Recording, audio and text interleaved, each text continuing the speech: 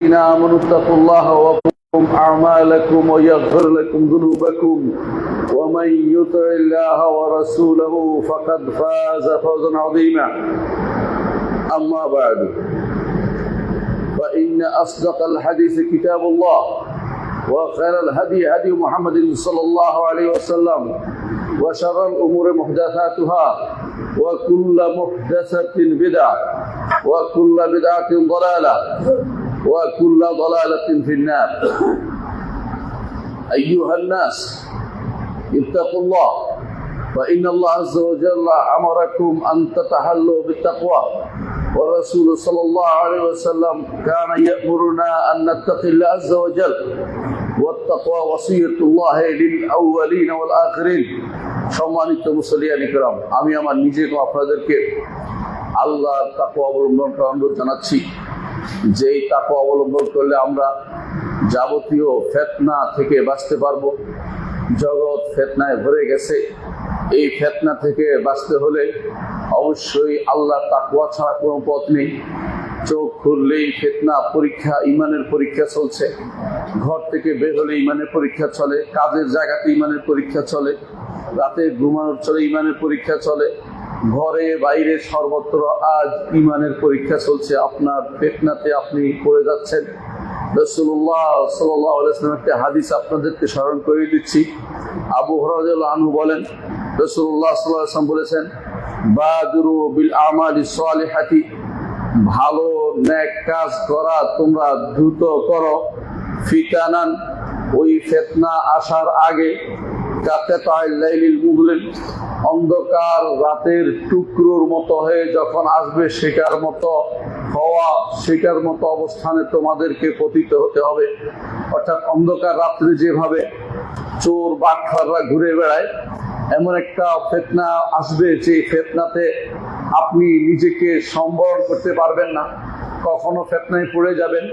আশেপাশের লোকেরা কখন আপনাকে যে চিন্তাই করবে আপনি বুঝতেও পারবেন না। ইসলামের সুরতে, নেক সুরতে আপনাকে ধোঁকা দিবে, আপনি বুঝতে পারবেন না। বিভিন্ন রকমের দাওয়াত আসবে, অন্ধকারমুখী দাওয়াত আপনাকে বিভ্রান্ত করে তুলবে। আপনি অন্ধকারের দাওয়াতে হাঁটতে বেড়াবেন, সঠিক পথ খুঁজে পাবেন না। কি অবস্থা হবে? রাসূলুল্লাহ সাল্লাল্লাহু আলাইহি ওয়াসাল্লাম বলছেন, ইউসবিহুর রাজুলু মুমিনান ওয়া ইউমসি কাফিরান, একজন মানুষ সে সকালবেলা যদি ইমানদার হয় বিকালবেলা কাফের হয়ে যাবে। ওয়া ইউমসি মুমিনান ওয়া ইউসবিহু কাফিরান, এবং রাতে যদি কোনো কেউ, বিকালে যদি কোনো ইমানদার থাকে সকালবেলায় সে কাফের হয়ে যাবে। অর্থাৎ এমন অবস্থা হবে দিনে রাতে আপনার ইমানের মধ্যে বারবার পরিবর্তন আসবে। কখনো ইমানদার থাকবেন, কখনো কাফের হয়ে যাবেন। দিনে ইমানদার থাকলে রাতে কাফের, রাতে ইমানদার থাকলে দিনে কাফের, এরকম অবস্থা তৈরি হবে। অর্থাৎ ইমানের উপরে সুদৃঢ়তা আপনার থাকবে না। রাসূলুল্লাহ সাল্লাল্লাহু আলাইহি ওয়াসাল্লাম তখন বলেছেন, ইয়াবিউ দীনাহু বিআরাদিন মিনাদ দুনিয়া, দুনিয়া পাওয়ার জন্য দিনকে বিক্রি করে দিবে। ভালো করে দেখেন, অধিকাংশ মানুষের অবস্থা এটাই যে দুনিয়া পাওয়ার জন্য এখন দিন বিক্রি করছে। ভালো করে দেখুন, প্রত্যেকেই এমন অবস্থা, আমরা নিজেরাও বুঝি যে এটা দিন নয়, এটা করা যায় না। আমার ফ্যামিলিকে, আমার সন্তানকে, আমার পরিবারকে, আমার আত্মীয় স্বজনকে আমরা এমন সব কাজে নিয়োজিত করেছি যেগুলি সম্পূর্ণ দিন বিরোধী, শরিয়া কোনোদিন অনুমোদন করে না। আল্লাহ তাআলা তার কোরআন এবং রাসূল হাদিস এগুলি নিষিদ্ধ করেছেন, সেগুলি আমরা করে যাচ্ছি শুধু দুনিয়া পাওয়ার জন্য। দুনিয়া পাওয়ার জন্য ডিগ্রিগুলি অর্জন করছি, ওই ডিগ্রিগুলো আমার জন্য কাল হিসেবে দেখা দিবে, সেদিন বিপদের কারণ হবে। এগুলি সকালে যদি ইমান সালাত পড়ে ইমানদার হন, বের হয়ে যে সমস্ত কাজে লিপ্ত হন সেগুলি কুফরির। রাতে হয়তো তওবা করে ইমান ফিরে আনছেন, সকালে বের হয়ে আবার সে কুফরির কাজে লিপ্ত হয়ে যাচ্ছি। এমন সব কাজ করে যাচ্ছে যেগুলি আপনি আমি শুধু করা নয়, সেগুলিকে বাস্তবায়নের জন্য সারা দিন চেষ্টা করে যাচ্ছি। একটা কুফরি মতবাদকে অন্তরে ধারণ করি এবং সেটাকে আমরা সালাতে আসলে বলি যে আমি গুনাহ ত্যাগ করেছি, আমি সব ত্যাগ করে একমাত্র আল্লাহর ইবাদত করি, কিন্তু সালাত থেকে বের হওয়ার পর আবার কুফরিতে লিপ্ত হয়ে যাই। এই অবস্থা পতিত হয়েছে মুসলিম বিশ্বে, আনাচে কানাচে আজ মুসলিমদের মধ্যে ফিতনা বিরাজমান। ইমাম মুসলিম হাদিসটি বর্ণনা করেছেন। আবু হুরায়রা রাদিয়াল্লাহু আনহু থেকে বর্ণিত আরেকটি হাদিসে এসেছে রাসূলুল্লাহ সাল্লাল্লাহু আলাইহি ওয়াসাল্লাম বলেছেন, মা ইয়ান্তাযিরু আহাদুকুম ইল্লা জিনান মুফদিয়ান, তোমাদের কেউ তো অপেক্ষা করছে এমন একটা অবস্থা যে সে ধনী হবে, যে ধনাঢ্যতা তাকে সীমা লঙ্ঘন করতে বাধ্য করবে। আজকাল ধনী হলেই সে ব্যক্তি ইউরোপ আমেরিকাতে একটা বাড়ি কেনার চিন্তা করে, ধনী হলেই সে চিন্তা করে তার সন্তান দিন পড়বে না, দুনিয়াদার হবে, তার সন্তান আর দিনের দিকে তাকাবে না। ধনী হলেই চিন্তা করে কিভাবে ক্লাবের সদস্য হবে, সেখানে কিভাবে সময় নষ্ট করবে। ধনী হলেই চিন্তা করে তার সন্তান নারী মদ জুয়া নিয়ে সময় কাটাবে। এমন অবস্থা হয়ে গেছে, কেউ কেউ তারা বিশাল এলাকা দখল করে এমন কিছু বানিয়ে নিয়েছে, রাষ্ট্র পর্যন্ত তাদের কাছে অপারগ। তাদের কাছে অপারগ এমন ভাবে যে তারা যেভাবে বলে সেভাবে চলতে হয়, তারা যদি কোনো ব্যবসার নীতি দেয় সেভাবে পুরো রাষ্ট্র সেভাবে চলতে হয়। এইটা হচ্ছে জিনান মুফদিয়ান, এমন ধনাঢ্যতা যেটা আপনাকে সীমা লঙ্ঘন করে দিয়েছে। আপনি সীমা লঙ্ঘন করছেন, অতিরিক্ত কাজ করছেন, আল্লাহ তাআলার দেয়া সীমাকে আপনি লঙ্ঘন করে চলেছেন। আপনি খারাপ মিশিয়ে আপনি বিক্রি করছেন বিভিন্ন পণ্য, কিছু বলার নেই, না হলে আরো দাম বাড়িয়ে দিবেন। আপনি সব আটকে রাখবেন, কেউ কাছে যেতে পারবে না, আপনি সব কিনে ফেলবেন, কেউ কোথাও খুঁজে পাবে না, বাধ্য হয়ে আপনার নীতিতে আবার ফিরে আসতে হবে। হঠাৎ করে দেখবেন একদিন তেল বন্ধ, একদিন দেখবেন যে গ্যাস বন্ধ, একদিন বিদ্যুৎ বন্ধ। বিভিন্ন রকমের পরিবেশ তৈরি করে আপনার সীমা লঙ্ঘন করার জন্য ধনাঢ্যতা একটা বড় দায়ী। রাসূলুল্লাহ সাল্লাল্লাহু আলাইহি ওয়াসাল্লাম যেটা বলেছেন সেটা, আও ফাকরান মুনসিয়ান, অথবা এমন হবে যে আপনি এমন দরিদ্র হবেন যে আপনি নিজেকে ভুলে গেছেন, আল্লাহকেও ভুলে গেছেন, পরিবারকে ভুলে গেছেন। তখন আপনি আর নিজে দিশেহারা হয়ে যাবেন, আপনি তখন সঠিক পথ খুঁজে পাবেন না। আও মারাদান মুফসিদা, অথবা এমন রোগে আক্রান্ত হবেন আপনি তখন নিজের শরীরও শেষ করবেন, তখন আর আল্লাহর ইবাদতে নিজেকে নিয়োজিত রাখতে পারবেন না। আও হারামান মুফনিদান, অথবা এমন দুঃখে অপমানিত হবেন যে কি বলেন, নিজের সম্পর্কে আর কোনো ধারণা আপনার থাকবে না। একজন মানুষ দেখুন হয় সে এগুলির মধ্যে বিচরণ করে, কখনো সে রোগী হয়, কখনো সে অসুস্থ হয়ে যায়, কখনো সে ধনী হয়, কখনো গরিব হয়। এগুলি সবগুলি মানুষের মধ্যে ফিতনার কারণ হয়ে রাসূলুল্লাহ আমাদেরকে ফিতনার কারণ হবে রাসূলুল্লাহ আমাদেরকে জানিয়েছেন। আরো বলেছেন আও মাউতান মুজহিজান, অথবা এমন মৃত্যু আসবে যে আপনার সর্বশান্ত করে ছাড়বে। মৃত্যুর পরে আপনারা কিছুই থাকে না, নিজের আপনি যা করেছেন সেটাই শুধু আপনার কবরে যাবে, যা রেখে গেছেন সন্তানরা পেয়ে যাবে অথবা উত্তরাধিকাররা পেয়ে যাবে, আপনার জন্য কিছু সেখানে থাকবে না। শুধু আপনি যদি আমল করতেন সেটা আপনার সাথে যাবে। এই আমলের কথাই রাসূলুল্লাহ সাল্লাল্লাহু আলাইহি ওয়াসাল্লাম আমাদেরকে সাবধান করে গেছেন, আমল যেন করি, আমরা যেন আমলের মধ্যে নিজেদেরকে নিয়োজিত রাখি, আল্লাহ এবং তার রাসূলের আদর্শের উপর যেন চলি, সেটা যেন আমাদের চলে, না হলে আমরা পথভ্রষ্ট হতে থাকবো এবং শেষ পর্যন্ত এমন অবস্থায় মৃত্যু হবে যা কখনো আমাদের জন্য কল্যাণকর হবে না। তারপর রাসূলুল্লাহ সাল্লাল্লাহু আলাইহি ওয়াসাল্লাম বলেছেন দাজ্জাল, অথবা তোমরা অপেক্ষা করছো দাজ্জাল সে হচ্ছে এমন খারাপ ও গায়েব জিনিস যেটা এখনো অপেক্ষা করছো তোমরা, যেটা খারাপ শার, অর্থাৎ সবচেয়ে নিকৃষ্টতম দাজ্জাল। অথবা কিয়ামতের অপেক্ষা করছো, আর কিয়ামত সবচেয়ে ভয়াবহ এবং সবচেয়ে তিক্ত জিনিস। এইগুলি হচ্ছে একজন মানুষ অপেক্ষা করছে। আপনি ভালো করে তাকান, আপনার জীবনের যতটুকু সামনে আসতে পারে রাসূল যা বলেছেন তা আপনি হুবহু পাবেন। এগুলি কোনোটা কোনো অপেক্ষা আমরা করছি। এই জন্য রাসূলুল্লাহ সাল্লাল্লাহু আলাইহি ওয়াসাল্লাম হাদিসে বলেছেন বাদিরু বিল আমালিস সালিহা, নেক আমল এই সময়গুলিতে করে নাও। যখনই সুযোগ পাবেন মনে করবেন যে এটাই আমার জীবনের হয়তো শেষ সময়, আর কোনো সময় নাও আসতে পারে। আজকে ফজরের সালাত পড়েছেন জামাতের সাথে, আল্লাহ শুকরিয়া আদায় করবেন। আজকে জুমা পড়তে আসছেন, আল্লাহ শুকরিয়া আদায় করবেন। এমন হতে পারে আরেক জুমাতে আমাদের কাউকে পাওয়া যাবে না, এমনও হতে পারে আরেক সকাল পর্যন্ত কেউ উপনীত হবে না। এই অবস্থা আমাদের মাথায় রাখতে হবে, যেই কোনো সময় যে কোনো অবস্থায় আমরা এই সময় চলে যেতে পারি, অথবা এই বিপদে পড়ে যেতে পারি, যে বিপদগুলির কথা মুহাম্মদ রাসূলুল্লাহ সাল্লাল্লাহু আলাইহি ওয়াসাল্লাম আমাদেরকে জানিয়েছেন। এই জন্য রাসূলুল্লাহ সাল্লাল্লাহু আলাইহি ওয়াসাল্লাম বলেছেন নি'মাতানি মাগবুনুন ফীহিমা কাসীরুম মিনান নাস, দুটি নিয়ামত আছে অধিকাংশ মানুষ সেগুলিকে ধোঁকা খায়। একটা হচ্ছে আস-সিহহাতু আরেকটা হচ্ছে আল ফারাগ, অর্থাৎ স্বাস্থ্য, সুস্বাস্থ্যকে কাজে লাগাতে জানে না। স্বাস্থ্য যখন ভালো থাকে, যৌবনের উন্মাদনায় উন্মত্ত হয়ে চলতে আরম্ভ করে, স্বাস্থ্য যখন খারাপ হয়ে যায়, ইবাদত করতে পারে না, কঠিন অবস্থা, ভালো স্বাস্থ্যটাকে, সুস্থ অবস্থায় স্বাস্থ্যটাকে ভালো কাজে লাগাতে পারে না। ওয়াল ফারাগ, আর যখন ব্যস্ততা কম থাকে তখন সেটাকে কাজে লাগানো দরকার। মানুষের ব্যস্ততার মাঝেই সময় বের করে আল্লাহর ইবাদত করতে হবে।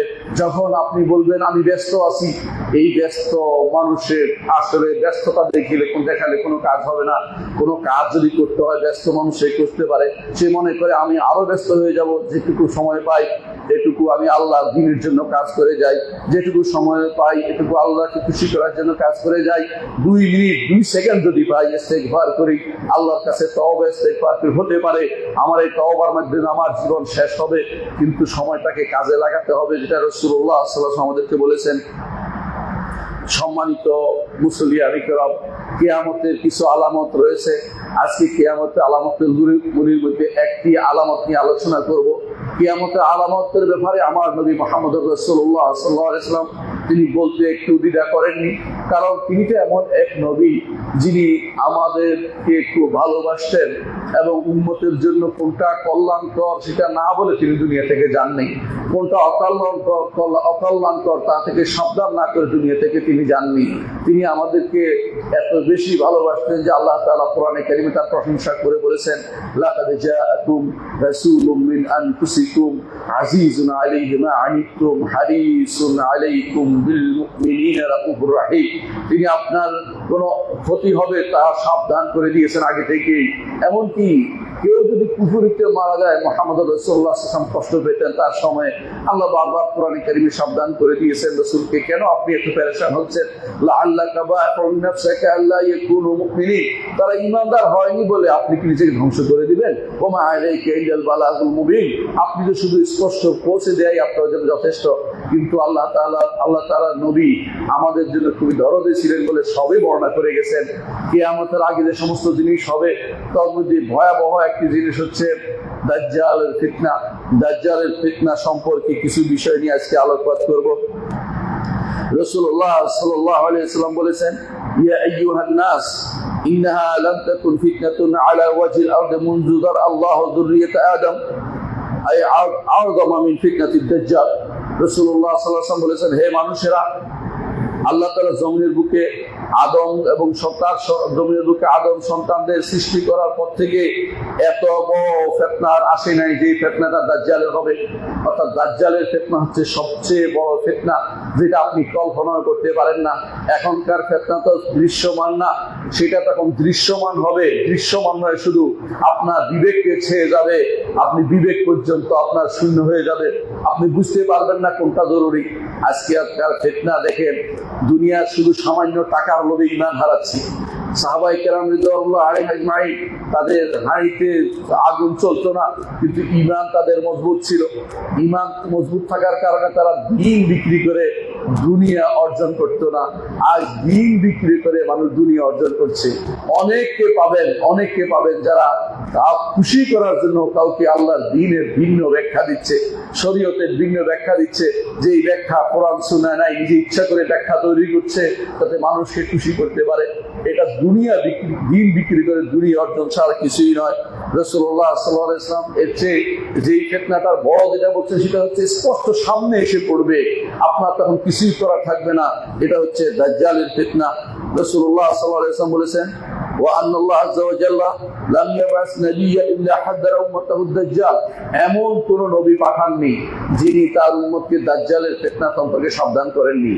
বড় জিনিস হওয়ার কারণে দাজ্জালের ফিতনা সম্পর্কে নূহ আলাইহিস সালাম পর্যন্ত তার উম্মতকে সাবধান করেছেন। সহিহ হাদিসে যেটা পাওয়া যায়, অর্থাৎ নূহ আলাইহিস সালাম প্রথম উম্মত। এর আগে সবাই ঈমানদার ছিল। নূহ আলাইহিস সালামের কওমের মধ্যে প্রথম শিরক হয়। তিনিও তার উম্মতকে দাজ্জালের ফিতনা সম্পর্কে সাবধান করেছেন। এই জন্য যে তাকে জানানো হয়নি দাজ্জালের ফিতনা কখন আসবে। দাজ্জালের ফিতনা প্রত্যেক নবী তার উম্মতকে সাবধান করেছেন, কিন্তু দাজ্জাল আসেনি। মুহাম্মদ রাসূলুল্লাহ সাল্লাল্লাহু আলাইহি ওয়াসাল্লাম এর জন্য বলেছেন যে ওয়া আনা আখিরুল আম্বিয়া, নবীদের মধ্যে সর্বশেষ নবী হচ্ছে আমি। ওয়া আনতুম আখিরুল উমাম, আর তোমরা হচ্ছে সর্বশেষ উম্মত, অর্থাৎ তোমাদের পরে আর কোন নবী আর উম্মত কোনটাই থাকবে না। ওয়া আনতুম আখিরুল উমাম ওয়া হুয়া খারিজুন ফীকুম লা মাহালাতান, এই দাজ্জাল তোমাদের মধ্যে অবশ্যই আসবে, অর্থাৎ এর পরে আর দেরি হবে না, এবার দাজ্জাল আসবেই আসবে। রাসূলুল্লাহ সাল্লাল্লাহু আলাইহি ওয়াসাল্লাম তাকে বললেন, ফা ইয়াখরুজ ওয়া আনা বাইনা আযহুরিকুম ওয়া আনা হাজিজুল লিকুল্লি মুসলিম, যদি সে বের হয় আমি তোমাদের মাঝেই থাকি, প্রত্যেকটি মুসলিমের পক্ষ থেকে আমি তার বিরুদ্ধে দাঁড়াতে পারবো। রাসূলুল্লাহ সাল্লাল্লাহু আলাইহি ওয়াসাল্লাম তা আমাদেরকে ভালোবাসার কারণে বলেছেন যে যদি আমার সময় আমার জীবিত অবস্থা সে এসে যায় আমি তার বিরুদ্ধে সরাসরি দাঁড়াতে পারবো, কিন্তু আসে নাই রসুলের যুগে, সে দাজ্জাল আসেনি, সে দাজ্জাল আসবে। এই জন্য রসুল বলছেন ওয়া ইয়াখরুজ মিন বাদি, যদি আমার পরে সে আসে, ওয়া কুল্লুন হাজিজু নাফসিহি, প্রত্যেকে তার নিজের নফসকে বাঁচানোর চেষ্টা করে প্রমাণ উপস্থাপন করবে যে আমি আমার নিজেকে কিভাবে বাঁচাবো তার থেকে। ওয়াল্লাহু খলিফাতি আলা কুল্লি মুসলিম, আমি আল্লাহর কাছে দোয়া করি আল্লাহ যেন প্রত্যেক মুসলিমের পক্ষ থেকে আমার খলিফা হয়, অর্থাৎ আমি যেটা পারবো না, আমি যেটা করতে পারিনি, আমার পক্ষ থেকে আল্লাহ যেন তাদের হেফাজত করে। মুহাম্মদুর রাসূলুল্লাহ সাল্লাল্লাহু আলাইহি ওয়াসাল্লাম আমাদের জন্য দোয়া করে গেছেন যেন আমরা যেন এই বড় ফিতনা থেকে বাঁচতে পারি। ফিতনা হচ্ছে ফিতনাতুল মাসিহিদ দাজ্জাল, ফিতনাতুল মাসিহিদ দাজ্জাল। মাসিহ কেন বলা হবে তাকে? মাসিহ দুজন আছে আমাদের কাছে, এক মাসিহ হচ্ছে মাসিহুল হুদা, হেদায়েতের মাসিহ, তিনি হচ্ছেন ঈসা আলাইহিস সালাতু ওয়াস সালাম, তাকেও আল্লাহ তাআলা মাসিহ বলেছেন কোরআনে কারীমে। তাকে মাসিহ বলা হয়েছে এই জন্য যে তিনি কারো জন্মান্ধ লোককে হাত বুলিয়ে দিলে, মাসা করে দিলে চোখে আলো চলে আসতো।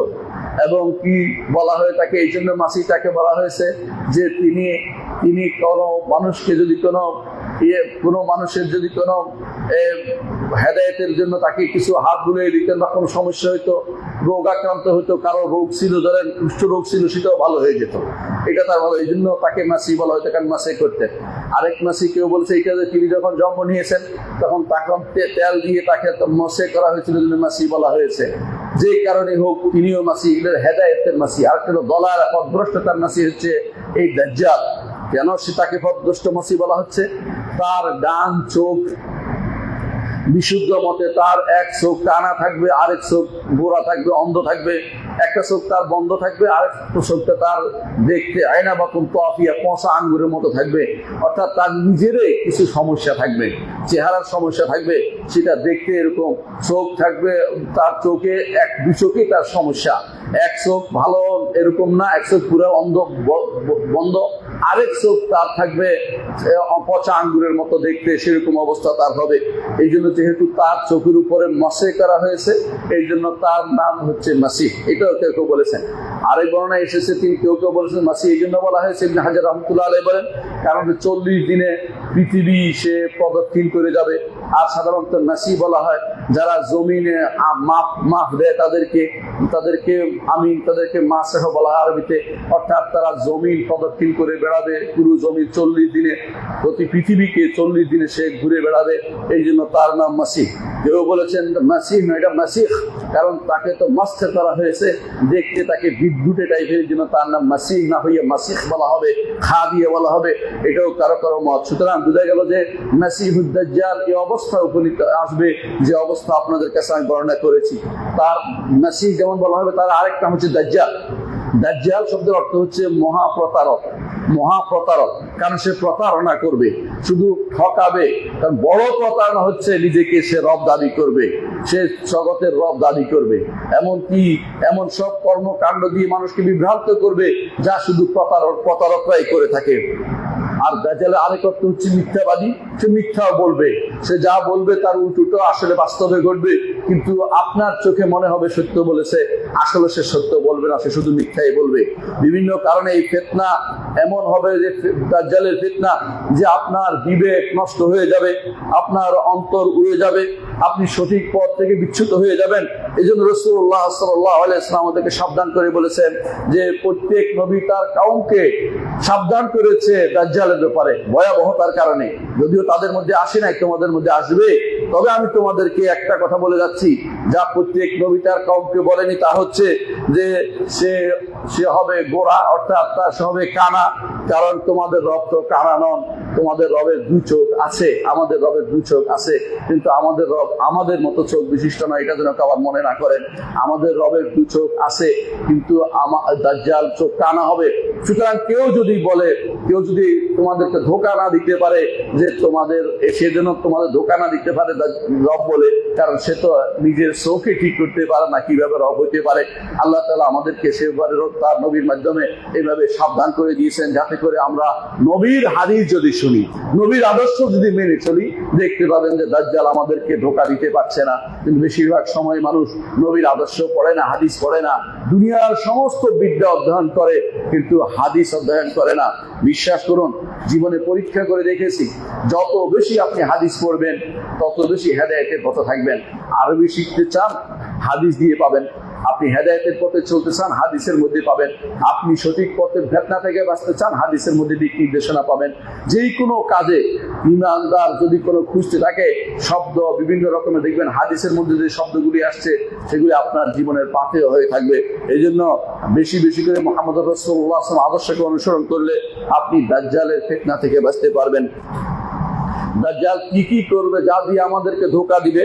আকাশ কোনো এলাকায় যাবে, যে বলবে যে আমাকে রব মানো, যারা মানবে তাকে আকাশ করে বৃষ্টি দিতে সঙ্গে সঙ্গে বৃষ্টি হবে। যেমন কি জমিনকে বলে জমিন ফসল উঠাও, জমিনে ফসল হবে। মানুষ, আশেপাশের মানুষ ফিতনায় পড়ে যাবে। বর্তমানে এটুকু তো হয় না, তাতেই ফিতনায় পড়ে যাচ্ছে। ইউরোপিয়ান সভ্যতায় আমরা পাগল হয়ে যাচ্ছি। আর দাজ্জালের ফিতনা আসলে আমরা কি করবো সেটা আল্লাহই জানে, সেটা আপনারা ভালো করে বুঝতে পারছেন। এমনকি অন্য জায়গায় সে যাবে, কেমন ফিতনা দেখেন। অন্য জায়গায় বলবে আমার ঘরে ইমান আনো, তারা ইমান আনবে না, রব বলবে না। রব না বলার পর সে বলবে যে এই জমিন তুমি শুকিয়ে যাও, জমিন শুকিয়ে যাবে। এই দুর্ভিক্ষ লেগে যাও, দুর্ভিক্ষ লেগে যাবে। এই গাছপালা মরে যাও, গাছপালা মরে যাবে। এমন ভয়াবহ অবস্থা সে তৈরি করবে, যেটা মানুষকে তার উপর ইমান আনতে বাধ্য করে ফেলবে। নাউযুবিল্লাহ। তার উপর ইমান আনা অর্থ হচ্ছে আল্লাহর উপর কুফরি করা, অর্থাৎ সেই ব্যক্তি দাজ্জাল, ফিতনাবাজ, এতে কোনো সন্দেহ নাই। সেই ব্যক্তি প্রতারক, এতে কোনো সন্দেহ নাই। তার ফিতনার মধ্যে আরেকটি আছে, তার সাথে আগুন, জান্নাত জাহান্নাম থাকবে। সে নাম দিবে জান্নাত জাহান্নাম। তার উপরে ঈমান আনবে, সে তাকে জান্নাতে প্রবেশ করতে বলবে, ঠিক আছে তুমি জান্নাতে প্রবেশ করো। সেখানে হুর থাকবে, সেখানে নারীরা থাকবে, তাকে ডাকতে থাকবে। সে তো খুশি হয়ে ঢুকবে, কিন্তু আল্লাহ রাসূল সাল্লাল্লাহু আলাইহি ওয়াসাল্লাম আমাদেরকে জানিয়ে দিয়েছেন সেটা আসলে আগুন। সেটা ঢুকার মাত্রই আগুনে তাকে গিলে ফেলবে। সে তো দুনিয়ার আগুনে সে পুড়তে থাকবে। সে তো বুঝতে পারবে না, দূর থেকে দেখা যাবে সেটা, কারণ সে তো প্রতারক, সে প্রতারণা করেছে। মূলত এটার কারণে পরীক্ষা করবেন আল্লাহ তাআলা, তাকে দিয়ে পরীক্ষা করছেন। তারপর ঈমান আনলে আপনি প্রতারণায় পড়ে যাবেন। তাকে রব মানলে, এবং সে আপনাকে যে জান্নাতে প্রবেশ করবে সেটা হচ্ছে আগুন, যেটা প্রজ্বলিত আগুন জ্বলতে থাকবে। সেটা সেও বুঝতে পারবে না, কিন্তু যে ডুববে সে বুঝতে পারবে। আর যে তাকে মিথ্যা বলবে, যে তাকে সঠিকভাবে চিনতে পারবে, সে তাকে আগুনে ঢুকাবে, জাহান্নামে ঢুকাবে, সে জাহান্নাম নাম দিবে। এবং অথচ এটা ঢুকার পর থেকে তার সেটা শান্তির আলো হয়ে যাবে, সেটা তার জন্য সেটা জান্নাতের আলো হয়ে যাবে। আল্লাহ তাআলা সেটাকে পরিবর্তন করে দিন ব্যক্তির জন্য। কিন্তু দাজ্জালও বুঝতে পারবে না, আর কেউ বুঝতে পারবে না, কারণ ফিতনার কারণ সে নিজেই মহা প্রতারক, সে নিজেই বড় কাফের, এর মধ্যে অন্তর্ভুক্ত সে। দাজ্জালের আরেকটি জিনিস থাকবে, দু চোখের মাঝখানে লেখা থাকবে কাফের, আরেক বড় সে কাফারা লেখা থাকবে। সে প্রত্যেকটি মুসলিম তাকে পড়তে পারবে, লেখক হোক বা লেখক না হোক, সে পড়তে পারবে। ইমানদার যদি হয় দেখতে পাবে কাফের লেখা আছে, আর ইমানদার না হলে পড়তে পারবে না। ইমানদার হতে তো আগে হবে। বেশিরভাগ মানুষের ইমানের যা অবস্থা আছে, তারা মনে করে বসে আছে স্রষ্টা সৃষ্টির ভিতরে, এই জন্য তার অবস্থা সে সহজেই বুঝতে পারবে ইমানদার যে স্রষ্টা সৃষ্টির ভিতরে নাই। আর যে ব্যক্তি ইমানদার নয়, সে হয়তো একেই স্রষ্টা মনে করে বসবে। সে তো সৃষ্টির ভিতরে যখন দেখবে তখন সেটা মনে করে, হয়তো সে যেমন ইমানদার শুদ্ধ নাই, সে তো আল্লাহকে আরশের উপর মনে করছে না, সে একে দাজ্জালকেই তখন রহমান মেরে ফেলবে। কারণ তার ইমানের বিশুদ্ধতা তখন সেটা প্রমাণিত আগে থেকে হয় নাই, তখনও প্রমাণিত হবে না। একবার সাইয়েদনা আব্দুল কাদের জিলানী রাহমাতুল্লাহ আলাইহি, তিনি তার ইবাদত জায়গা থেকে বের হচ্ছেন, এমন সময় তার সামনে এসে উপস্থিত হয়ে একজন বলল যে আমি তোমার রব, তোমাকে খুশি হয়ে আমি আকাশ থেকে নেমে এসেছি, আসমান থেকে তোমার সাথে দেখা করার জন্য নেমে চলে এসেছি। সাইয়েদনা আব্দুল কাদের জিলানী রাহমাতুল্লাহ আলাইহি বুঝলেন যে এ তো মহাপ্রতারক, কারণ আল্লাহ তাআলা কারোর জন্য পৃথিবীর ভিতরে চলে আসেন না, এ তো মহা প্রতারণা করছে আমার সাথে। তিনি বলেন আউযু বিল্লাহি মিনাশ শাইতানির রাজিম, সঙ্গে সঙ্গে সে পালিয়ে গেল। আর আপনাদের কেউ হইলে মনে করতেন আল্লাহ তাআলার খাঁটি মুজিজা কারামত পেয়ে গেছি আর কি, সবাই বলে বেড়াতেন। এটা হচ্ছে আমাদের বিভ্রান্তির অতল। যারা মনে করে আল্লাহকে আরশের উপর মনে করে না, সৃষ্টি এবং স্রষ্টাকে আলাদা মনে করে না, তারা এই বিভ্রান্তিতে পড়ে যাবে। এই জন্য সবসময় মনে রাখতে হবে রব্বুল আলামিন স্রষ্টা, তিনি সৃষ্টি থেকে আলাদা। তো আমরা যতক্ষণ পর্যন্ত মারা না যাচ্ছি ততক্ষণ পর্যন্ত আমাদের রবকে দেখতে পাবো না। মুহাম্মদ রাসূলুল্লাহ সাল্লাল্লাহু আলাইহি ওয়াসাল্লাম বলেছেন, ইন্নাকুম লান তারাউ রাব্বাকুম হাত্তা তামুতু, নিশ্চয়ই তোমরা যতক্ষণ না মারা যাচ্ছ তোমাদের রবকে দেখতে পাবে না। সুতরাং কেউ যদি এরকম দাবি করে, আপনি বুঝতেই পারবেন যে এটা রব হইতে পারে না। তাকে কিভাবে আমরা দেখতে পাবো? তাকে তো দেখতে পাবো শুধু জান্নাতে, এবং সবচেয়ে বড় নেয়ামত হিসেবে সেটা তখন আমাদের সামনে উপস্থিত হবে। সেই নেয়ামতকে আমরা দুনিয়াতে দেখি কি করে, কিন্তু যারা হাদিস পড়বে না, কোরআন পড়বে না, তারা যে কোনো সময় বিভ্রান্ত হয়ে যেতে পারে।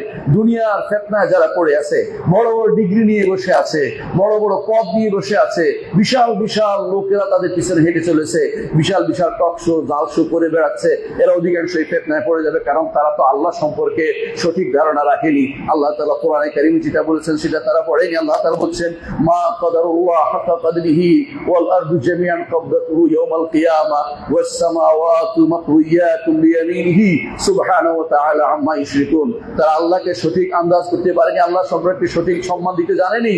ওয়াল আরদু জামিআন কবদাতুহু ইয়াওমাল কিয়ামা, সমস্ত জমিন আল্লাহর মুষ্টির ভিতরে থাকবে কিয়ামতের দিন। ওয়াস সামাওয়াতু মাতউইয়াতুন বিয়ামিনিহি, সমস্ত আসমান ডান হাতে ভাঁজ করা থাকবে। ইয়াওমা নাতুইস সামাআ কাতাইয়িস সিজিলিল কুতুব কামা বাদানা আউওয়ালা খালকিন নুঈদু ওয়া'দান আলাইনা ইন্না কুন্না ফাঈলিন। যেদিন আমরা কাগজ এভাবে একটার উপর একটা ভাঁজ করে রাখা হয়, আমার ডান হাতে আল্লাহ বলছেন যে আল্লাহ তাআলা তার হাতের মধ্যে আসমানগুলিকে একটার উপর একটা ভাঁজ করে রাখবেন। আল্লাহু আকবার, কত বড় আমার রব আজিম, তিনি আজমত, তার আজমতকে ধারণ করে অন্তরের ভিতরে তিনি কত বড়। জমিন বলতে যা বুঝাচ্ছে, আজ যারা গ্রহ নক্ষত্র আবিষ্কার করছে সবই তো আসমানের নিচে।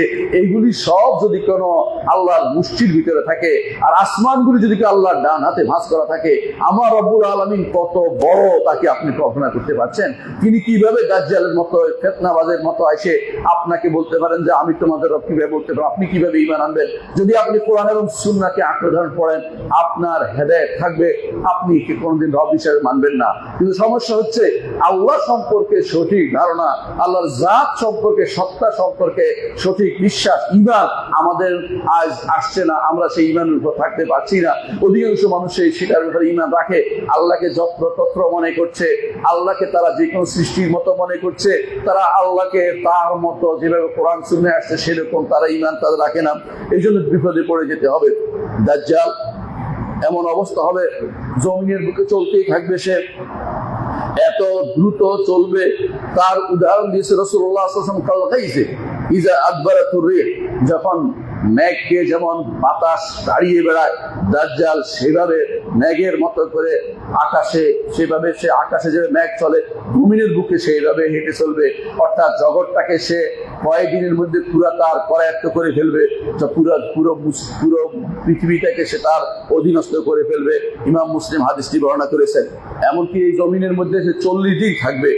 একদিন হবে 1 বছরের মতো, একদিন হবে 1 মাসের মতো, একদিন হবে 1 সপ্তাহের মতো। অর্থাৎ তিন দিন হবে 3 রকম। একটা দিন হবে 1 বছরের মতো, একটা দিন হবে 1 মাসের মতো, একটা দিন 1 সপ্তাহের মতো, আর বাকি দিনগুলি এই দিনের মতোই থাকবে। সাহাবায়ে কেরাম, সুবহানাল্লাহ, সাহাবায়ে কেরাম সঙ্গে সঙ্গে বলে বসলেন সালাতের প্রতি তাদের যে গুরুত্ব। সাহাবায়ে কেরাম, ইয়া রাসূলুল্লাহ, যেই দিনগুলি এত লম্বা হবে সেদিন আমরা কিভাবে সালাত আদায় করবো? অর্থাৎ সালাতের চিন্তায় তারা বিভোর। রাসূলুল্লাহ সাল্লাল্লাহু আলাইহি ওয়াসাল্লাম বললেন যে উকদুরু লাহু কদরা, সালাতকে সময় মতো, টাইম মতো করতে হবে, সালাতকে ছাড় দেওয়া যাবে না। এই নয় যে একটা দিন পাইছি সারা দিনে একটাই সালাত পড়ব, বন্ধ থাকবো, তা নয়। বরং হিসাব করে করে সালাত আদায় করতে হবে। যেখানে যেভাবে আগে সালাত চলতো সেইভাবে সালাত আদায় করে যেতে হবে। সূর্যের দিকে তাকিয়ে থাকলে হবে না, কারণ সেটা ফিতনার সময়, সেখানে আপনাকে সাধারণ নিয়মের বাইরে আপনাকে চলতে হবে। রাসূলুল্লাহ সাল্লাল্লাহু আলাইহি ওয়াসাল্লাম সেই সময়েও আমাদেরকে সালাত আদায়ের নির্দেশনা দিয়েছেন। অর্থ হচ্ছে সালাত কখনো বন্ধ হবে না। সে যেখানে নামবে সেখানেই সেখানকে ধ্বংস করে ছাড়বে, সেখানকার মানুষের ঈমান হরণ করে চলবে। এইভাবে সে চলতে চলতে মক্কার কাছে যাবে, সেখানেও ঢুকতে পারবে না, মক্কায় ঢুকতে পারবে না। তারপর সে মদিনাতে যাবে, মদিনাতে ঢুকার সময় ঢুকতে পারবে না, কারণ রাসূলুল্লাহ সাল্লাল্লাহু আলাইহি ওয়াসাল্লাম বলেছেন যে মদিনাতে তার সেই সময় 7টি দরজা থাকবে, তার প্রত্যেকটি দরজাতে ফেরেশতারা পাহারাদার থাকবে। যখনই সে ঢুকতে চাইবে উন্মুক্ত তরবারি নিয়ে তার বিরুদ্ধে দাঁড়িয়ে যাবে, তাকে তাড়িয়ে দিবে, ফেরেশতা তাকে তাড়িয়ে দিবে। কারণ মানুষের ক্ষমতা নাই তাকে তার সামনে দাঁড়ানোর। এই জন্য ফেরেশতার ব্যবস্থাপনা আল্লাহ করেছেন মদিনাকে। আমাদের ওস্তাদের সাথে দেখা হচ্ছিল, এবার শুনে বলছিলেন যে একটা হাদিসে রাসূলুল্লাহ সাল্লাল্লাহু আলাইহি ওয়াসাল্লাম বলেছেন দাজ্জাল যখন মদিনায় আসবে সে সাবখাতে আসবে। সাবখাত তো যেটা জুরুফ এলাকা, ধুলাবালি অঞ্চল, যে অঞ্চলে আসবে সেখানে এসে সে পাহাড়ে উঠবে, পাহাড়ে উঠবে। তারপর উহুদের উপরে উঠে বলবে যে এখান থেকে, তখন সে মদিনার মসজিদ দিয়ে তাকিয়ে বলবে এটা কি মুহাম্মদের প্রাসাদ? সে মনে করবে সবগুলি প্রাসাদের চিন্তা করে, সেও যেমন প্রাসাদের চিন্তা করে, মুহাম্মদ রাসূলুল্লাহ মসজিদকে প্রাসাদ মনে করবে। তখন সেটা সাদা দেখা যাবে। এই জন্য তাকে নিয়ে দেখতে গিয়েছিলেন, তিনি বলছেন যে দেখি পাহাড়ের উপর উঠলে কিরকম দেখা যায়। তিনি বললেন যে দেখি তো সাদাই মনে হচ্ছে। এই জন্য সে মনে হয় এটা বলবে। তিনি আশ্চর্য হচ্ছেন যে এইটাই সে উঠবে, সে এখানে আসবে, এই উহুদের কাছে এসে আসবে। এটা তিনি চিন্তা করছিলেন যে অবস্থাটা কেমন হবে, যারা জীবিত থাকবে তারা সেটা বুঝতে পারবে, কিন্তু ভিতরে ঢুকার মতো ক্ষমতা হবে না, কারণ ফেরেশতারা প্রতিটি রাস্তায় পাহারাদার হিসাবে থাকবে। যেখান দিয়ে ঢুকতে চেষ্টা করে সেখানেই তাকে বাধা দিবে। এসে তার এমন অবস্থা হবে যে সেখানে এসে সে চিৎকার করবে, চিৎকার করলে মদিনাতে যত মুনাফেক আছে সেগুলি বেরিয়ে পড়বে, এমনকি নারীরা সব বেরিয়ে পড়বে। তার অনুসারী কারা হবে? তার অনুসারী হবে সাধারণ মানুষগুলো, দিন পড়ে নাই, শরিয়া পড়ে নাই, আল্লাহর বিধান পড়ে নাই। বর্তমানে বাংলাদেশে যদি আসা হয় বেশিরভাগ মানুষ এই দাজ্জাল অনুসারী হবে, কারণ তারা শরিয়া পড়ে না, দিন পড়ে না, তারা বেশিরভাগই তাফসীর পড়া বুঝেন, যে মন মতো তাফসীর পড়ে। তখন আল্লাহ কোরআন এবং রাসূলের হাদিসের যে ব্যাখ্যা সালফে সালেহ দিয়েছেন তা না করে নিজের মন মতো ব্যাখ্যা দিয়ে চলেছে, এবং সাধারণ মানুষগুলো দিন শরিয়া কিছুই বুঝে না, তারা তখন ফিতনায় পড়ে যাবে। তার অনুসারী হবে সাওয়াকা মিনান নাস, যে সমস্ত মানুষগুলো রাস্তায় বাজারি মানুষগুলো সেখানে তার অনুসারী হবে। আর তার অনুসারী বেশি হবে নারীরা। এমনকি হাদিসে রাসূলুল্লাহ সাল্লাল্লাহু আলাইহি ওয়াসাল্লাম বলেছেন মদিনার কোনো ব্যক্তি তারা দাজ্জালের কাছে যাওয়ার আগে তার যাবে না, যাইতে চাইবে না, তারা নারীদেরকে তারা রশি দিয়ে বাইধে রাখবে, তার মেয়েকে, তার মাকে, তার ফুফুকে, তার খালাকে, তার যারা তার বোনকে, সবাইকে সে বেঁধে ফেলবে, যাতে করে সে বের হইতে না পারে। কারণ তারা এত বেশি দাজ্জালের টানে দৌড়াবে যে নারীরা সব তার দলে যুক্ত হবে, নারীরা এই দলে বেশি যুক্ত হবে। বুঝতে পারছেন, দাজ্জালের গোষ্ঠী নারীরা বেশি হবে, কারণ ফিতনায় পড়ে যাবে, শরিয়া সম্পর্কে অজ্ঞ থেকে যাবে, আল্লাহ এবং তার রাসূল কি বলেছেন জানবে না। তখন তারা মনে করবে দেখে আসি না, দেখতে গিয়েই বিপদে পড়ে যাবে, দেখতে গিয়ে আর ফিরে আসবে না, সে কাফের হয়ে যাবে, ইমান কুফরিতে পড়ে যাবে, এবং সে জাহান্নামে চলে দুনিয়ার আগুনের ভিতরে পড়তে থাকবে। যেটাকে সে মনে করেছে এইটা বুঝি ভালো কিছু, এইটা বুঝি জান্নাত, আসলে এটা হচ্ছে জাহান্নাম, যেটা আমাদের নবী মুহাম্মদ রাসূলুল্লাহ আমাদেরকে জানিয়েছেন। দাজ্জাল কোত্থেকে বের হবে? দাজ্জাল ইহুদি মায়ের সন্তান হবে, ইহুদি নাসারাদের সন্তান হবে। দাজ্জাল কোন ইউরোপীয় সভ্যতা নয়। ইউরোপিয়ান সভ্যতাকে দাজ্জালকে কেউ দেখলাম বই লিখে ফেলেছে, ইউরোপীয় সভ্যতাকে দাজ্জাল বানিয়ে ফেলেছে এবং এটার নামে বই লিখে ফেলেছে। এমনকি আমি একবার দেখলাম, গাড়িতে ছিলাম, এমন সব দেখলাম দাজ্জাল নামে বই বিক্রি করতেছে, এবং তারাই হচ্ছে ফিতনাবাজ লোক, এরা দাজ্জালের বড় অনুসারী হবে। এদেরকে চিনে রাখুন, এরা হচ্ছে এই হিজবুত তাওহীদ নামে কি বিভ্রান্ত দলগুলো, এদের অনুসারীরা দাজ্জাল মনে করে যে ইউরোপিয়ান সভ্যতাকে, আর তাদের সুরুট হুজুরকে মনে করে সে হচ্ছে ঈসা আলাইহিস সালাম, নাউযুবিল্লাহ। একবার আমি এখানে দাঁড় দিচ্ছিলাম যে ঈসা আলাইহিস সালাম আসবেন, একজন এসে বললো যে ঈসা তো এসে গেছেন। আমি বলি কিভাবে আসলো? বলে যে হ্যাঁ এসে গেছেন, তিনি এসে তো এই করেছেন সেই করেছেন, অর্থাৎ তাদের তথাকথিত অমুকের পণ্যিকে তারা ওই ঈসা আলাইহিস সালাম হিসেবে দাবি করতেছে, তিনি নাকি মাসিহ। আবার তো সে বলতেছে, আবার দাবি করতেছে ঈসা আলাইহিস সালাম যে আসবেন, আপনারা বলেন কিভাবে আসবেন? আমি বললাম তিনি আসবেন যখন দাজ্জাল আসবে, যখন মদিনাতে সে কিছুই করতে পারবে না, তখন সে রওনা হবে, যে সেই হাতে যাবে, বাইতুল মাকদিসে যাবে। যাওয়ার সময় তখন মুসলিমরা একত্র হবে, যারা দিনদার তারা তখন যে মুসলিমদের যে শাসক থাকবে তখন তাকে যে বলা হবে যে মাহদি, তার সাথে তারা সালাত আদায় করতে থাকবেন সেখানে বাইতুল শামে সিরিয়াতে, সেখানে সে সাদা মিনারা বিশিষ্ট সেখানে মসজিদে তারা নামাজ পড়তে থাকবেন। এমন সময় দুটি কাপড় পরে তিনি নাজিল হবেন আসমান থেকে। এই দুটি কাপড় বলা আছে মোহার ওয়াদাতাইনে, হলুদ আভা বিশিষ্ট। এরা বলছে হলুদ রং তো পড়া ইসলামে নিষিদ্ধ, তিনি কেন পড়বেন?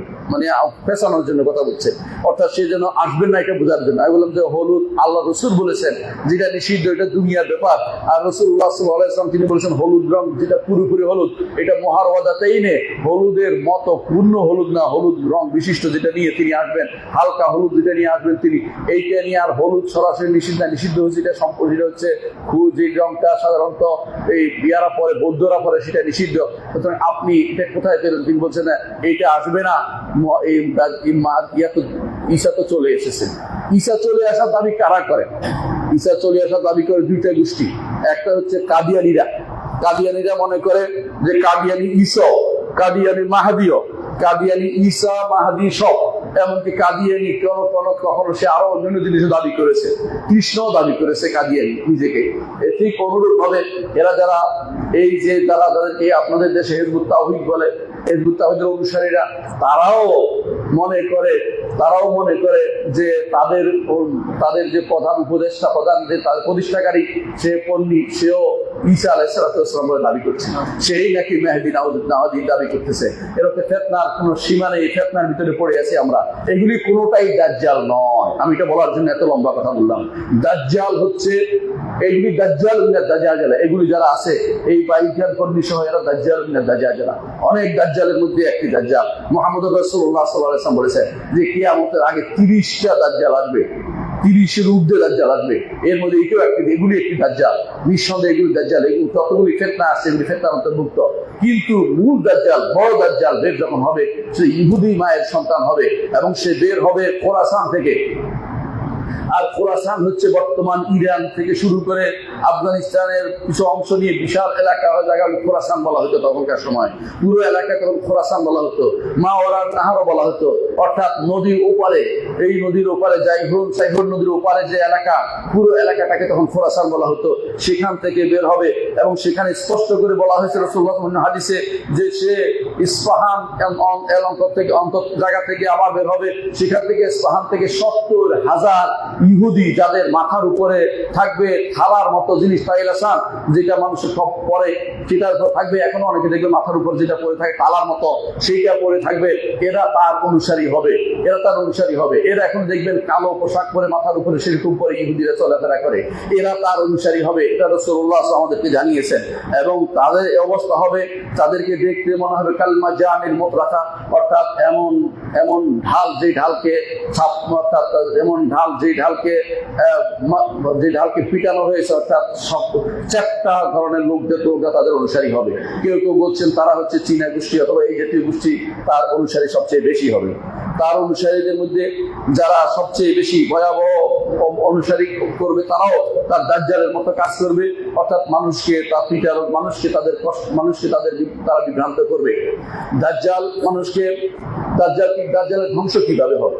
আমি একটু আগে বলেছিলাম, যখন সে মদিনাতে কিছুই করতে পারবে না, তখন মদিনা সে চিৎকার করবে।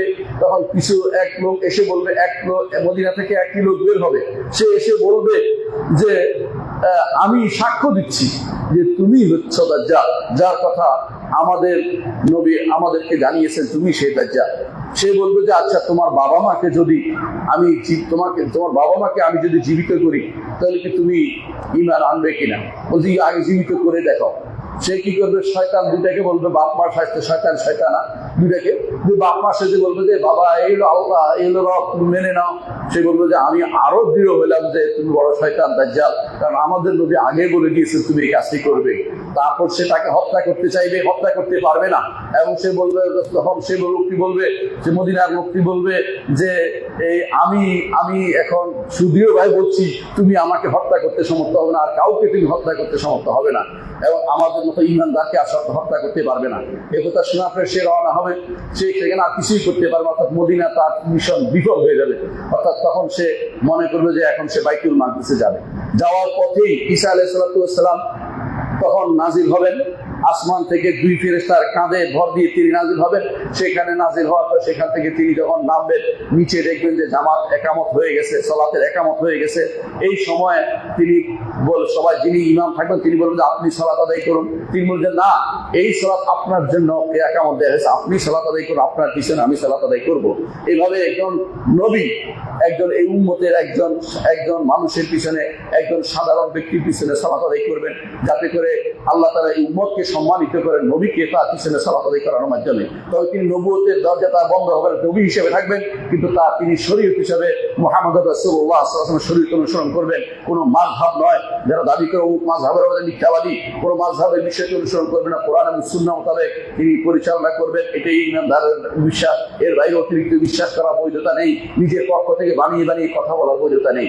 তিনি ঈসা আলাইহিস সালাম নাজিল হওয়ার পরে তিনি বলবেন যে আমি তো নাজিল হয়েছি দাজ্জালকে মারার জন্য। তারপর সে দাজ্জাল পিছু নিবে, দাজ্জাল চলতে থাকবে, যেতে যেতে সে বাবুল লুদ, বর্তমানে লুদ যেটা এখন একটা বড় তাদের বিমানবন্দর, ইসরায়েলের বড় বিমানবন্দর লুদ, সেখানে যাবে। সেখানে ঈসা আলাইহিস সালাম তাকে দেখার পরে সে হাদিসে আসছে পানিতে যেমন লবণ দ্রবীভূত হয়ে যায়, সেও তেমনি ভাবে দ্রবীভূত হয়ে যাবে, অর্থাৎ তার আর ক্ষমতা সব শেষ হয়ে যাবে। তখন তিনি বলবেন যে তোমাকে আমার হেরবা পাবে, তোমাকে মারার জন্য আমি নাজিল। তারপর তাকে তিনি বাবুল লুদ্দে তাকে হত্যা করবেন। এমনকি তারপর তখন ইহুদিরা পালাতে থাকবে, সেখানে পালে গাছের পিছনে, এমনকি তারা পাথরের পিছনে পালা থাকবে। পাথর এবং গাছ তখন ডেকে ডেকে বলবে, হে মুসলিম, এই ইহুদি আমার পিছনে লুকিয়ে আছে, তাকে তোমরা মারো। শুধুমাত্র গারকাদ নামক গাছ শুধু সেটা বলবে না, মুহাম্মদ রাসূলুল্লাহ সাল্লাল্লাহু আলাইহি ওয়াসাল্লাম বলেছেন তারা গারকাদ নামক গাছ, যেই শাজাতুল ইহুদিদের গাছ, সেটা তখন বলবে না। তারা বিশ্বাস করে যে মুহাম্মদ রাসূলুল্লাহ সত্য, এই জন্য তারা দেখবেন এখন বেশি বেশি করে এই গাছ বেশি বেশি লাগায় তাদের ওখানে, যাতে করে তারা লুকিয়ে থাকতে পারে।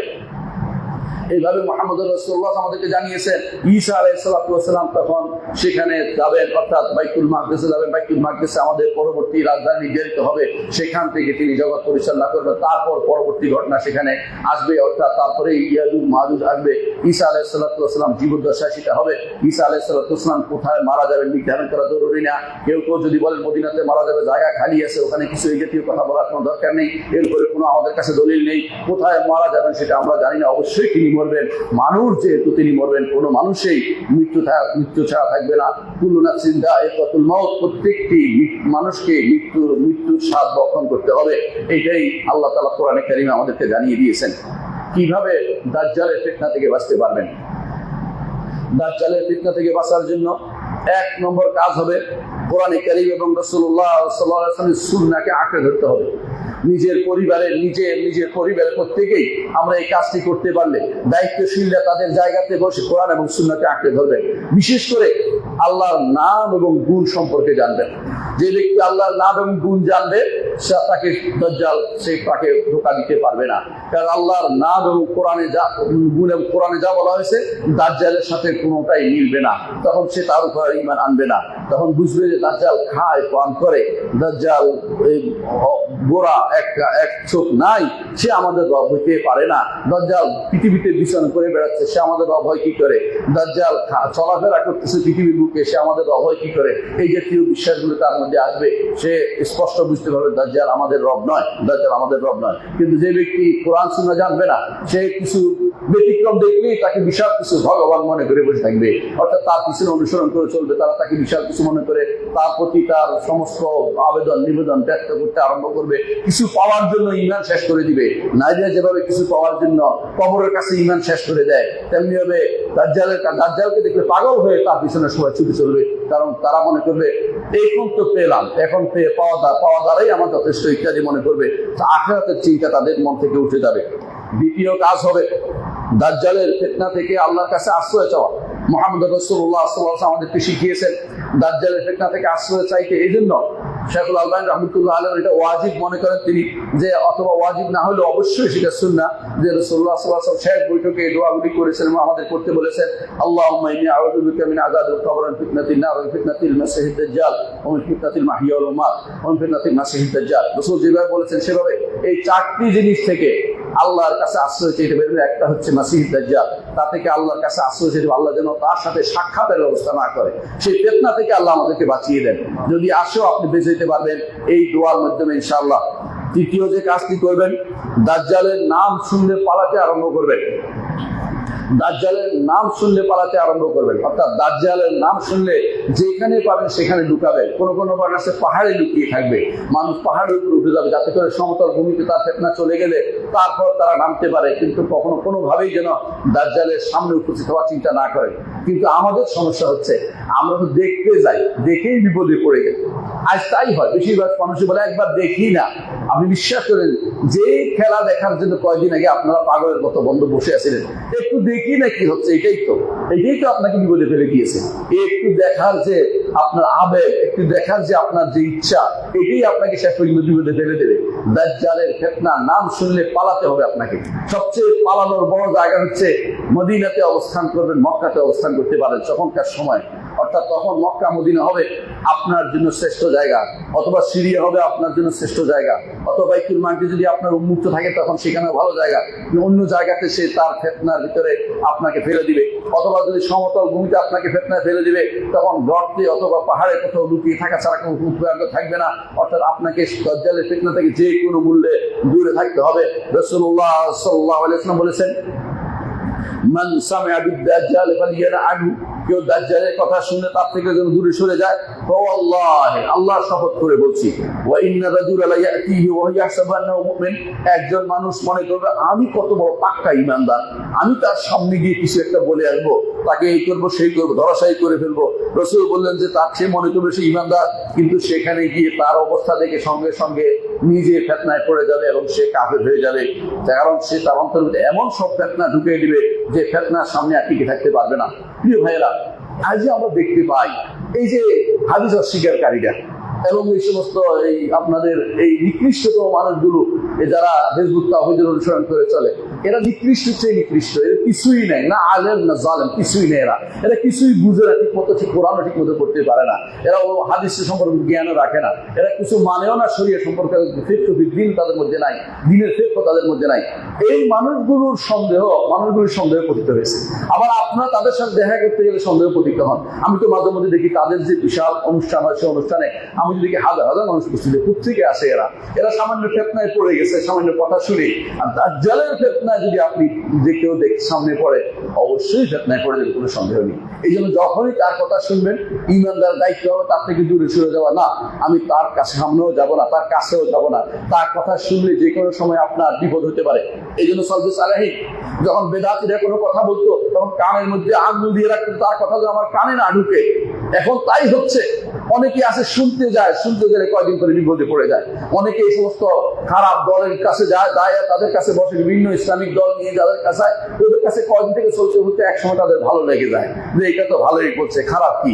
এরপরে সে তাদের অনুসরণ করে চলে, ইসলামিক নাম দিয়ে আপনাকে দিন থেকে দূরে সরানোর জন্য বুদ্ধি করেছে। আপনি ফিতনা থেকে দূরে থাকবেন, এগুলি শোনার কোনো দরকার নেই। আপনাকে শুনতে হবে কোরআন এবং সুন্নাহ, আপনাকে শুনতে হবে কোরআন এবং সুন্নাহর যে ব্যাখ্যা দেয়, আলেমদের কথা শুনতে হবে। দলীয় কমান্ডের বা কোনো ব্যক্তি, কোনো গোষ্ঠী, কোনো দলের কোনো কথা শোনার শরীয়ত অনুমোদন করে নাই। কোরআন এবং সুন্নাহকে অনুসরণ করতে হবে, আলেমদের বক্তব্য থেকে, সালফে সালেহীনের বক্তব্য থেকে। এর বাইরে কারো বক্তব্য শুনবেন, আপনি ফিতনায় পড়ে যাবেন। শুবহাত, সন্দেহ অন্তরের ভিতরে ঢেলে দেয় শয়তান, সেগুলো ধীরে ধীরে বড় করে তোলে। আর একবার সন্দেহ ঢুকলে তা থেকে বের হওয়া কঠিন। আপনি আশ্চর্য হচ্ছেন না, যারা নাম দিয়েছে নিজেদেরকে আসহাবুল আদল ওয়াত তাওহীদ, তাওহীদের এবং ন্যায় পরায়ণ গোষ্ঠী, তাওহীদ গোষ্ঠী, এরা হচ্ছে মুতাজিলারা। এদেরই অনুসরণ করেছে বর্তমান হিজবুত তাওহীদ এবং এই অনুসরণরা এবং কি হাদিস অস্বীকারীরা। এমন সব সন্দেহ নিয়ে আসবে, আপনি আশ্চর্য হবেন। শত শত সন্দেহ মনের ভিতরে আছে। এই সন্দেহের মূল কারণ হচ্ছে কোরআন সুন্নাহ পড়ে না। কোরআন সুন্নাহ ঠিক মতো পড়তো, যদি কোনো সালাফদের নীতিতে পড়তো, ওলামায়ে দ্বীন যেভাবে পড়ছে সেভাবে পড়তো, তাহলে এই সন্দেহগুলি আসতো না। কিন্তু তারা সন্দেহকে তারা জায়গা করে নিয়েছে, এই সন্দেহকে তারা মানুষের মধ্যে প্রসার করছে, সন্দেহকে তারা ছড়িয়ে দিচ্ছে। এই বিষয়গুলো সন্দেহ যেখানে ছড়িয়ে পড়ে সেখানে কেউ ঢুকতে হয় না, সেখানে ঢুকে আপনি কোনোদিন ফ্রি থাকতে পারবেন না। কোনো না কোনো সন্দেহ আপনার অন্তরের ভিতরে ঢুকে যাবে। এইটা তাহলে কি হবে, এটার উত্তর তো আমার জানা নেই। ধীরে ধীরে সন্দেহ বাড়তে বাড়তে একসময় আপনাকে ঈমান হারা করে ছাড়বে। রাসূলুল্লাহ সাল্লাল্লাহু আলাইহি ওয়াসাল্লাম এই জন্য বলছেন, সাবধান, যখনই তোমরা শুনবে দাজ্জাল সম্পর্কে তখন তার কাছে যাবে না, কারণ সে তোমার অন্তরের মধ্যে সন্দেহ ঢুকিয়ে দিতে পারে। চতুর্থ যে কাজটি করবেন তা হচ্ছে সূরা কাহফের প্রথম 10টি আয়াত মুখস্থ করবেন এবং মুখস্থ করে অর্থটা বুঝবেন। রাসূলুল্লাহ সাল্লাল্লাহু আলাইহি ওয়াসাল্লাম বলেছেন, মান হাফিজা 10 আয়াত মিন আউয়াল সূরাতিল কাহফি উসরা মিনাদ দাজ্জাল। 10টি আয়াত যদি কোনো সূরা কাহফের প্রথম থেকে মুখস্থ করে পড়ে, হিফজ করে, সে দাজ্জাল থেকে বাঁচতে পারবে। প্রিয় ভাইয়েরা, অনেকে আছে হাফেজ কিছুই বুঝে না, সেটা কিন্তু কাজে আসবে না। আসলে বুঝেন দাজ্জালের ফিতনা কি। দাজ্জালের ফিতনা একদিকে ক্ষমতার ফিতনা, আরেকদিকে সম্পদের ফিতনা। দুটি সূরা কাহফের ভিতরে আল্লাহ তাআলা উল্লেখ করেছেন। ক্ষমতার ফিতনার কথা উল্লেখ করেছেন প্রথমেই, কারণ আসহাবুল কাহফ পালাইছে বাদশার কাছ থেকে, কারণ ক্ষমতার ফিতনা। আর সম্পদের ফিতনার কথা উল্লেখ করেছেন দুই ব্যক্তির, যে ব্যক্তিরা দুটা বাগান দিয়েছেন, ইমানদার কাফের পরীক্ষা সেখানে হয়ে গেছে। আবার সেখানে এলমের অহংকার, জ্ঞানের বাহাদুরির একটা ঘটনা আছে সেখানে, সেটা থেকে সেই ফিতনা থেকে বাঁচানোর জন্য এই দাজ্জালের এই জিনিসটা উপযোগী। আবার নারী ফিতনা জনিত দুনিয়ার ফিতনার বিষয় উল্লেখ করা হয়েছে কোরআনে কারীমে, ওয়াল বাকিয়াতুস সালিহাতু খায়রুন ইনদা রাব্বিকা সাওয়াবান ওয়া খায়রুন আমালা। সূরা কাহফের মধ্যে এর চতুর্মুখী ফিতনা, চতুর্মুখী ফিতনার কথা আল্লাহ সূরা কাহফে উল্লেখ করেছেন। সূরা কাহফ যদি সে পড়ে, অর্থ বুঝে যে কত রকমের ফিতনা একজন মানুষ পতিত হতে পারে, তাহলে সে দাজ্জালের ফিতনা থেকে বাঁচবে। দাজ্জাল বহুমুখী ফিতনা নিয়ে আসবে, চতুর্মুখী ফিতনা নিয়ে আসবে। ফিতনা থেকে এই ফিতনা, চতুর্মুখী ফিতনা থেকে বাঁচার জন্য আপনাকে সূরা কাহফ অর্থ বুঝে, তার মর্ম কথা বুঝে পড়লে ইনশাআল্লাহ দাজ্জালের ফিতনা থেকে আপনি বাঁচতে পারবেন। পঞ্চম যে কাজটি করতে হবে তা হচ্ছে আল্লাহর দ্বীনকে আঁকড়ে ধরতে হবে এবং রব্বুল আলামিনের কাছে সাহায্য চাইতে হবে বেশি বেশি করে। আল্লাহ আমাকে ফিতনা থেকে বাঁচিয়ে দিন। যেমন করে আল্লাহ দ্বীনকে আঁকড়ে ধরবে। যে ব্যক্তি দ্বীনকে আঁকড়ে ধরবে, আল্লাহ তাকে দূরে সরিয়ে দিবেন না। যে ব্যক্তি আল্লাহর দ্বীনের দিকে আসবে, আল্লাহ তাকে কাছে টেনে নেবেন। এইটা হচ্ছে নিয়ম। আপনি যখনই দেখবেন ফিতনা, তখনই আল্লাহর দ্বীনের দিকে আসবেন। আল্লাহর দ্বীনের দিকে যত বেশি আঁকড়ে ধরবেন, রব্বুল আলামিনের কাছে চাইবেন, স্পষ্ট আশ্রয় চাইবেন, আল্লাহ আমি আপনার কাছে আশ্রয় চাই, আল্লাহ আপনাকে আশ্রয় দিবে ইনশাআল্লাহ। আল্লাহর দ্বীন দিকে ফিরে আসতে হবে। আপনি ফিতনার জায়গাতে বসে থাকবেন আর বলবেন যে আল্লাহ আশ্রয় দে, আল্লাহ আশ্রয় দে, সেটা আপনার কাজে আসবে না। কারণ আশ্রয় দেওয়ার জন্য আপনাকে অবশ্যই ফিতনা জায়গা থেকে সরে আসতে হবে। তাদের ফিতনার সাথে আপনাকে নিযুক্ত করতে পারবেন না। ষষ্ঠ যে কাজটি হতো সেটা হচ্ছে ফিতনার কথাটা, এই দাজ্জালের ফিতনার কথা আলোচনা করতে হবে। একটা সময় আসবে মানুষ আলোচনা বন্ধ করে দিবে। আলোচনা বন্ধ করলে দাজ্জাল সুযোগ পেয়ে যাবে। বেশি বেশি আলোচনা করে মানুষকে সাবধান করতে হবে, ভুলে যাওয়া যাবে না। কোনো কোনো বর্ণনা এসেছে, সালবে সালিম বলতেন দাজ্জাল শুধু বের হবে যখন মানুষ তার আলোচনা বন্ধ করে দেয়। মানুষ আলোচনা বন্ধ করে দিবে, কারণ তার কাছে মনে হবে দাজ্জাল তো একটা এসেই গেছে। এখন আলোচনা বন্ধ করে কি করে? ইউরোপিয়ান ফিতনা হয়েছে দাজ্জাল। আবার কেউ কেউ ইউরোপিয়ানদের মনে করবে ইয়াজুজ মাজুজ। এক একজনে এক একটা সভ্যতাকে কেউ দাজ্জাল বানিয়ে ফেলতেছে, সভ্যতাকে কেউ দাজ্জাল বানিয়ে ফেলছে। আবার কেউ কেউ অন্য কিছু দাজ্জাল বানিয়ে ফেলবে। কেউ বলবে টেলিভিশন একটা দাজ্জাল, কেউ বলবে এআই একটা দাজ্জাল। না, এগুলি দাজ্জালের কাছাকাছি, দাজ্জালের সহযোগী এগুলি, কিন্তু এগুলি দাজ্জাল নয়। মূল দাজ্জাল মানুষ হবে, কোনো ফিতনা না, কোনো মানুষ হবে, কোনো সাধারণ কোনো ফিতনা নয়। সে বড় ফিতনা, সে দাজ্জাল। এবং মানুষ সন্তান, আদম সন্তান হবে, কোনো সন্দেহ নেই। ইহুদি পিতা মাতার সন্তান হবে এবং সে বের হবে এবং সে হাঁটবে, খাবে, খাওয়া দাওয়া করবে। এই দাজ্জালকে আপনি সাধারণ কোনো ফিতনা মনে করে যারা, তারা নিজেরাই ফিতনা তৈরি করছে এবং এর মাধ্যমে আসল দাজ্জালকে মানুষ ভুলে যাবে। আর দাজ্জাল বের হওয়ার একটা পথ সেখানে রচিত হয়ে যাবে। এই জন্য আমাদেরকে সাবধান থাকতে হবে। আকুলু কওলি হাযা ওয়াস্তাগফিরুল্লাহি ওয়া লাকুম ওয়া লিসাইরিল মুসলিমিন ফাস্তাগফিরুহু ইন্নাহু হুয়াল গফুরুর রাহিম।